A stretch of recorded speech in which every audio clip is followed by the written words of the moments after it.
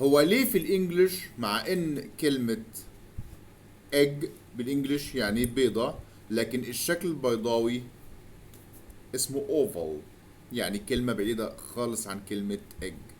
طبعا في كتير من الاصدقاء شافوا الحكاية دي، ان كلمة egg يعني بيضة، لكن الشكل البيضاوي بالانجليش اسمه oval، كلمة بعيدة جدا عن egg.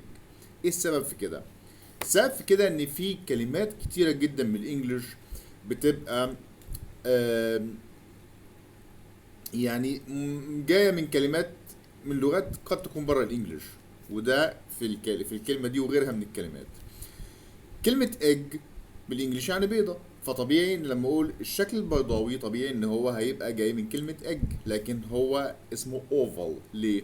لانها جاية من كلمة ovova دي باللاتن، دي كلمة لاتن، ويعني وحتى كلمة بيضة بالايطالي اسمها اوفا، اللي جاية منها كلمة oval اللي هو الشكل البيضاوي.